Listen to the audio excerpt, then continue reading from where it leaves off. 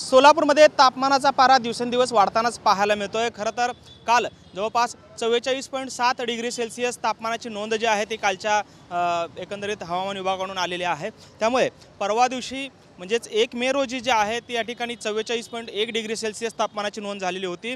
तर काल 2 मे रोजी या ठिकाणी 44.7 डिग्री सेल्सियस तापमानाची नोंद जी आहे ती या ठिकाणी झालेली आहे।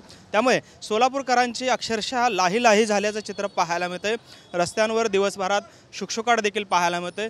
तर दुसरीकडे साधारणपणे 20 मे 2005 रोजी जे आहे त्या ठिकाणी रेकॉर्ड ब्रेक असं 45.1 डिग्री सेल्सियस तापमानाची नोंद झालेली होती।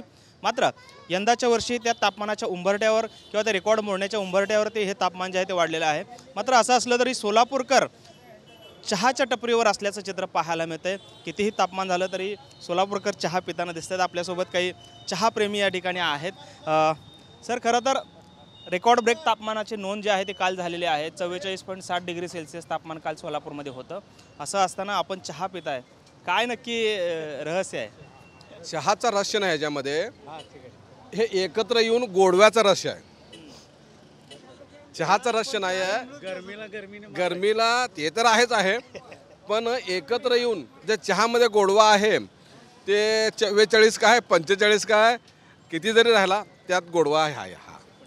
खरं तर खूप तापमान वाढलेलं आहे आणि अशा तापमानामध्ये तुम्ही चहा पिण्याचा आनंद घेताय, काय सांगाल? गरमीचा मारा काय होत नाही त्यामुळे? काय होत नाही। हे किती वर्ष आहे तुमचं आणि किती वर्षापासून चहा पिताय? चहा तसं आवडीचा चहा नाही, असं कंपनीमध्येच घरी वगैरे ब्लॅक टी। आपण वैशिष्ट्य आहे खरं तर 44.7 डिग्री सेल्सियस काल तापमान होतं। काका, तुम्ही ब्लेझर घातलेला आहे, ब्लेझर घालून पुन्हा तुम्ही चहा देखील पिताय। एवढा तापमानाचा पारा वाढलेला असताना काय होत नाही का त्रास?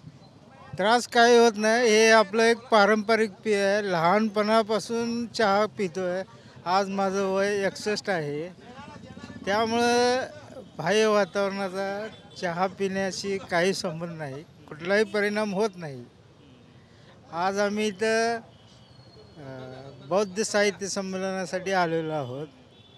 आमची सेवानिवृत्त पोलीस अधिकारी व कर्मचाऱ्यांची शाक्य संघटना आहे, त्यांच्या वतीनं इथं जे साहित्य संमेलनासाठी श्रीलंकेवरून भंतेजी आलेले आहेत तुम्ही इथं आलेले आहेत, त्यांना मानवंदना देण्यासाठी आम्ही इथं जमलेलो आहोत।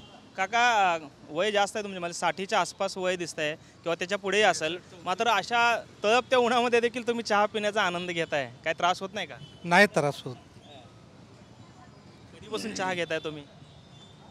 चहा आता काय जसं लहानपणापासूनच चहा घेतो। पण मग या ब्लेझर घातलेला आहे, एवढं तळपतं ऊन आहे, काही परिणाम होत नाही शरीरावर? नाही काय होत नाही, स्फूर्ती असल्यामुळं काय होणार नाही। कशामुळे, कसं शक्य होतं हे?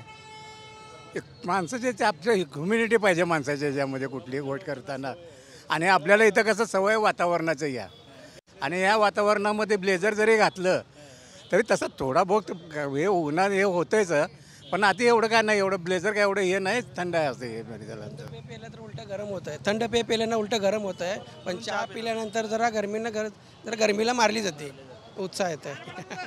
आपण पाहतोय खरं तर सोलापूरकर अशा कडक उन्हामध्ये देखील चहा पिण्याचा आनंद घेत आहेत। खरं तर यातले बऱ्यापैकी लोक जे आहेत ते सिनियर सिटीजन्स आहेत। मात्र असं असलं तरी ते म्हणत आहेत की चहा आम्ही पितोच, कारण गरमीला गरमीच मारते। त्यामुळे सोलापूरकर म्हणजे शोलापूरकर हे पुन्हा एकदा सिद्ध झालेलं आपल्याला पाहायला मिळते। कॅमेरामन विनोद उगणाबादकरसह सागर सुरवसे, TV9 मराठी, सोलापूर।